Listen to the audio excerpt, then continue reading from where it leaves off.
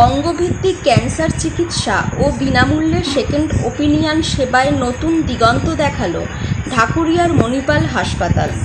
8ই August Dhakuria Manipal cancer নিয়ে seminar আয়োজন করেছিল।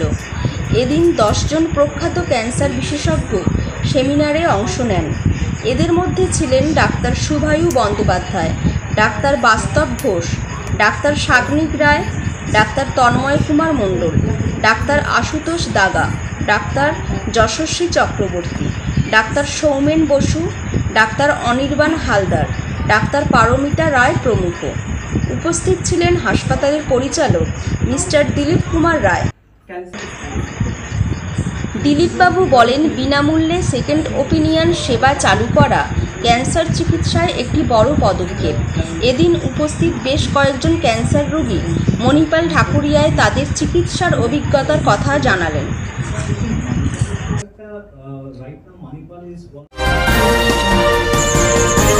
আপনারা দেখছেন শিরোনাম digital.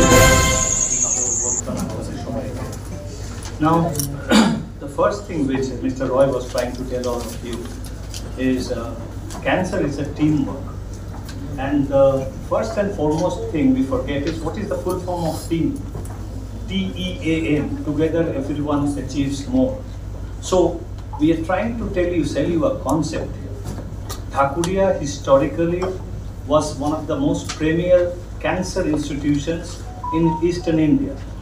Due to unfortunate things which happened, somewhere that ethos got lost.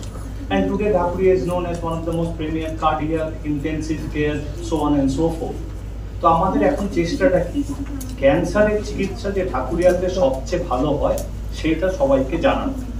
এবার আমাদের ডাক্তারদের প্ল্যাটফর্ম আপনার, so you all have to tell society why should they choose Manipal Dhakuria for their cancer treatment.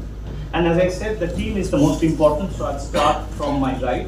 Dr. Ashutosh Daga, who's our medical oncologist, Dr. Paramita, who's our gynae oncologist, Dr. Shagnik, who's our thoracic and GI surgeon, Dr. Bastov, who's our uro-oncologist, Dr. Showman, who's our radiation oncologist, Dr. Anirban, again our radiation oncologist, Dr. Joshoshree, a hemato-oncologist. Without him, the team can never be completed.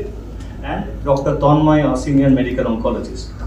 So, দেখাচ্ছে তো একজন patient যখন আসছেন second opinion নিতে without any fees, there should be a structure. সেই স্ট্রাকচারটা নিশ্চয়ই আমাদের হসপিটাল তৈরি করবেন, তৈরি করে তাদেরকে ফ্রি অফ কস্টে ওপিনিয়ন দেওয়া হবে। এবং আমরা সবসময় যেটা চেষ্টা করি অ্যাজ এ টিম একটা মাল্টিডিসিপ্লিনারি টিউমার বোর্ড করতে, যেখানে medical oncologist, radiation oncologist, surgical oncologist, pathologist, radiologist, nuclear medicine specialist এবং যদি দরকার হয়, যেমন যদি ডক্টর বাস্তবের কেস হয়, ইউরোলজিস্ট উনি থাকবেন। এমনি এইরকম সাব স্পেশালিটি কোনো গাইনির যদি কেস হয়, গাইনি অঙ্কোলজির যদি কেস হয়, ডক্টর পারমিতা থাকবেন। এইরকমভাবে আমরা সকলে মিলে উপস্থিত থেকে we will give a opinion.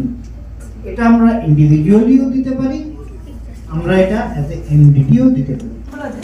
জানতে হবে যে গাইনোকোলজিক্যাল ক্যান্সারগুলো কী এবং সেটা ইন্ডিয়াতে কোনগুলো কমন। তো সবচেয়ে কমন হলো সার্ভাইকাল ক্যান্সার, জরায়ুর মুখের ক্যান্সার, এবং সেটা কিন্তু প্রিভেন্টেবল, 100% প্রিভেন্টেবল। অন্য ডেভেলপ কান্ট্রিতে এটা এখন কমে যাচ্ছে ইনসিডেন্স, কিন্তু ইন্ডিয়াতে এখনও সেটা বেশি। তো ফার্স্ট সেটা ভ্যাকসিনেশন অ্যাভেলেবল, এটা অ্যাডোলেসেন্ট গার্লদের জন্য। And then second is the secondary prevention, that is the screening. আমরা প্যাপসমিয়ারটা অনেকেই জানি, কিন্তু আরেকটা বেটার হলো HPV test. HPV that is the also যে জরায়ুর মুখ থেকে স্যাম্পলিংটা নিতে হবে। মিনিমালি ইনভেসিভ, কিছু লাগে না, একটা ওপিডি বেস লাগে অ্যান্ড একটা ওপিডি সাপোর্ট লাগে। এবং তারপরে next treatment also can be given in uh, মানে একটা রিমোট এরিয়াতেও possible, here also possible, day কেয়ারে পসিবল, ওপিডি বেসিসে possible, that is a কলকোস্কোপি।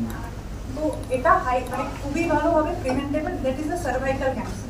And the other two cancer, the most common is the endometrial cancer and the ovarian cancer. So তার কিছু symptom নিয়ে পেশেন্টকে aware করা, এগুলো কোনো করাটা ইজ নট ইম্পর্টেন্ট। মানুষের কাছে পৌঁছানোটা খুব দরকারি। যেমন লাং ক্যান্সারের স্ক্রিনিং এতদিন খুব বেশি এস্টাবলিশ স্ক্রিনিং ছিল না। নাওএডেজ যদিও গভর্নমেন্টের তরফ থেকে এখনো অবধি লাং ক্যান্সার স্ক্রিনিং নেই, বিভিন্ন দেশে অলরেডি লাং ক্যান্সার স্ক্রিনিং শুরু হয়েছে এবং recently few months back we have launched a lung cancer screening programme. আমি মোটামুটি সুস্থ। এখন আমরা গ্রামের দিকে আমাদের যেটা ভদ্রলোক বলছিলেন যে অ্যাওয়ারনেস ক্যাম্প, আমরাও বিভিন্ন সময়ে এটা করে অ্যাওয়ারনেস ক্যাম্প করি। ডাক্তারবাবু যেটা বলছিলেন বিভিন্ন ক্যান্সারের কী লক্ষণ, এটা যদি আরও বিস্তারিতভাবে একটু আলোচনা করেন। কারণ আমি আমার গ্রামে দেখলে ক্যান্সারে 4 জন পেশেন্ট মারা গেছেন। আমি তারপরে সাজেশন দিয়েছিলাম যে মণিপালে যেতে। আমি ডাক্তারবাবুকে একটু অনুরোধ করবো, কোনো ক্যান্সারের পেশেন্ট এলে এখন বিভিন্ন সরকারি দপ্তর থেকে অনেক সাহায্য পাওয়া যায়, যেটা ক্যান্সারের ট্রিটমেন্টটা সবার ক্ষেত্রে ব্যয়বহুল, যদিও এখন স্বাস্থ্যসাথী কার্ডও হচ্ছে। তাছাড়াও ডাক্তারবাবুকে বলবো, এটা আমার রিকোয়েস্ট, আমি জানি না ডাক্তারবাবুরা কী করবেন, কোনো পেশেন্ট এলে অন্তত তাকে সেই সাজেশনটা দিন। 2023-তে আমার ফার্স্ট জার্নি শুরু। আমি স্টোরি বলবো না, এটা জার্নি বলবো। তো আমার কোনো সিমটম ছিল না ফার্স্ট অফ অল।